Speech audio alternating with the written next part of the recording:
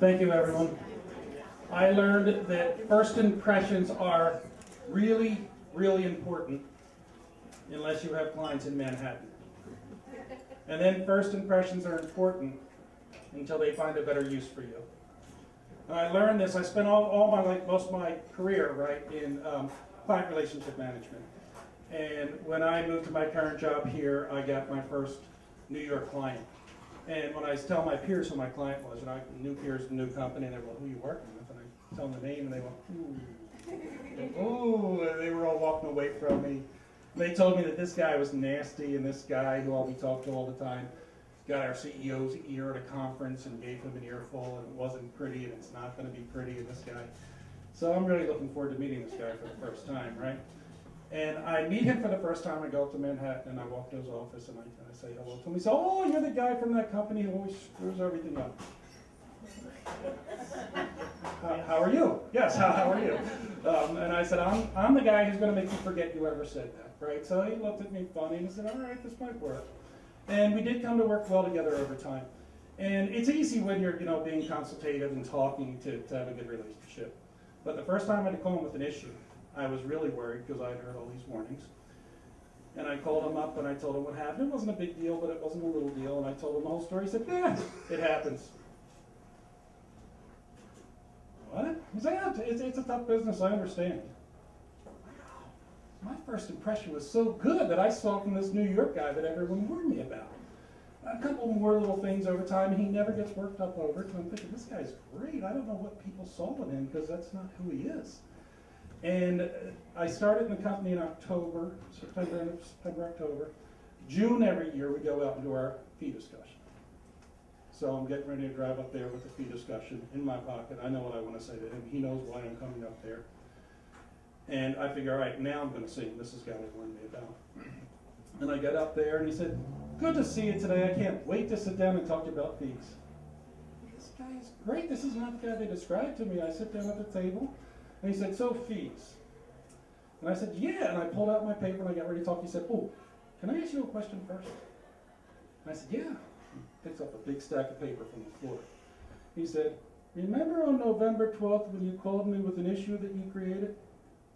And he went into detail on the issue and I said, "Yeah, I remember that." He said, "Yeah, me too." He flipped it over. He said, "Remember on the 7th when you called me with an issue?" And he made me sit and acknowledge everything for, 10 different issues. And then he said, "Now what are you here to talk about today?" Fees, thank you. He didn't pay higher fees. As I'm leaving the meeting, he said, "Hey, I'm wondering if I can talk to you about something else." He said, "I got this job because I like to negotiate with unions. I don't like unions, they don't like me, but I'm good at my job." He said, "Maybe you could help me because the union wants their own retirement plan. And there's only 20 guys in the union, and they can't really get a plan, but if you go talk to them, maybe it looks good for me next time I'm negotiating with them, and then maybe I can help you." Yeah, I got it. So I set up a meeting with these guys, and no one wants to go with this, and there's no salesman will go with me because it's not attractive business. But I'm authorized to sell these guys a plan if they're willing to pay for it. And I'm making my first impression on the union guys. And my train is late, and it's rainy in Manhattan, so there's cab lines all over the place. And I don't want to be later, so I decided to walk. I think it's a 10-minute walk. It ended up being a half-hour walk. So I'm wet from the rain. 40 minutes late for a client meeting. I never met the client before. I make a great first impression, I know. And I introduce myself in the lobby, and the secretary says, "Okay, take a seat." And I take a seat, and I'm not feeling good about where this is headed. And she comes out a couple minutes later. She said, "Since you're here early, the president of the union would like to meet with you before you have your meeting about the plan." Okay. And she said, "Let me take you back and introduce you to him." So I go into the president's office. It is blue with cigar smoke. I can't even see behind his desk, but he's there puffing a big cigar. And he's a big, gregarious guy. He shakes my hand. He offers me a big, fat cigar. I say, "No, thank you." And he looks at me funny because I won't smoke a cigar. And he offers me a seat across from him. And he says, "Thank you for coming early." Yeah, I know he knows I'm not early, but what can I say? I'm like, "Well, you're welcome." He said, "Hey, since you're early, I'm wondering if I can ask you a question." I said, "Sure, ask away." He said, "This other client that works with your company, tell me how they come up their fees." said, yeah, I can't do that, right? I'm not here for that. I don't know enough about their fee structure. I can't talk about that.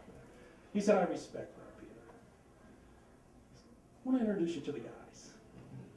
In the door walks 6 guys wearing polyester suits, neckties that come to around here, right? Bellies that go out to around here, arms that don't touch their sides because they're this big.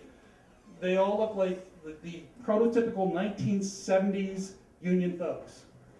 I should tell you this was year 2000, but this is what they look like. And they all stand behind me. I'm in a chair facing this guy, and they're all behind me, and they say, no, don't get up, because I'm trying to get up to introduce myself, and they're just behind me. And Matty says, Peter here was just telling me he can't help us figure out the fees with blah, blah, blah. And the first guy over here says, hey, I got a question for you, Peter. I said, yeah, and I'm trying to turn to see these guys, and I can only see a couple of them, one way or the other.